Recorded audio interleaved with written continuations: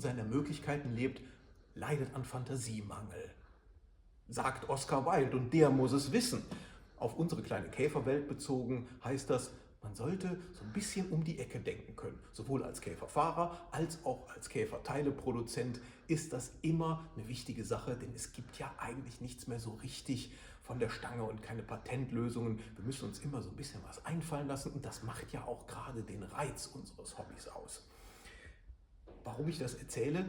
Wir gehen nochmal, wie immer hier in der Sendung, ein bisschen in der Käfergeschichte zurück. Ein ewiger Vorwurf, den dem Volkswagen-Werk gemacht wurde, war, beim Käfer beschlägt immer die Scheibe, Mozzi, Mozzi, Mozzi. Es liegt natürlich daran, dass das Auto irgendwann älter wird und die Chassisdichtung undicht wird und klar beschlägt dann die Scheibe irgendwann. Und wenn man das Auto ordentlich restauriert, dann beschlägt die Scheibe auch nicht.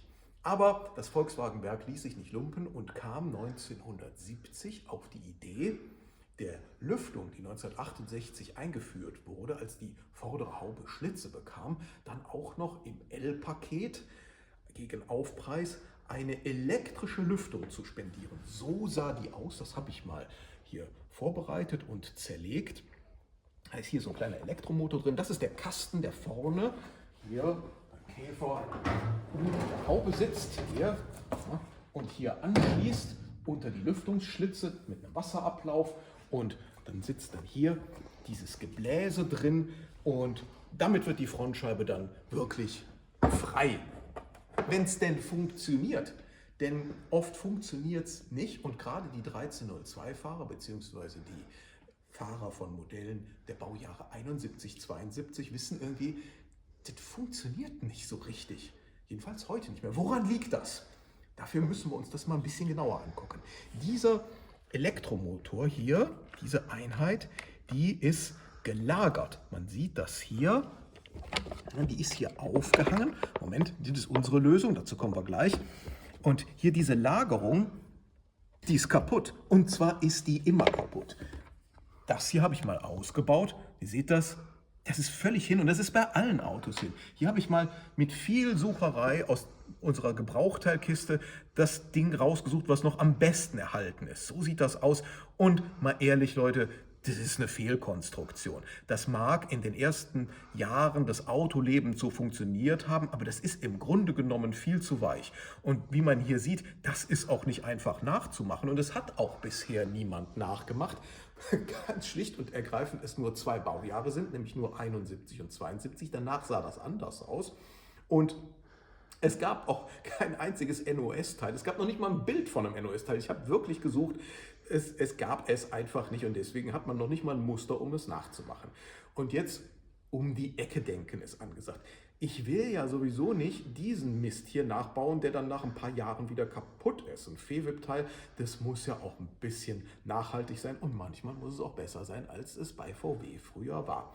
Und dann habe ich gedacht, naja, es gibt ja Gummimetalllager wie Sand am Meer.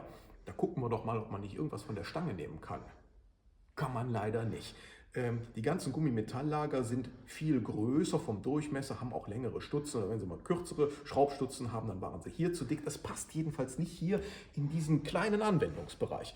Und dann haben wir ein Gummimetalllager machen lassen. Guckt euch das mal an. Hier. Das ist jetzt stabil. Das geht nicht so einfach kaputt. Also das garantiere ich euch, das hält 100 Jahre, dieses Ding. Ist aber trotzdem schwingungsdämpfend natürlich. Passt hier genau rein. Guck mal, da sitzt dieses Ding.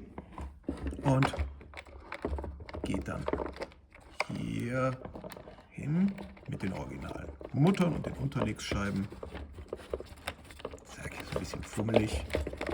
Da sitzt, wackelt und hat Luft. Und damit sitzt der Lüftermotor wieder schön in Gummi gelagert drin und überträgt nicht die Vibration des Lüftermotors auf das Fahrzeug.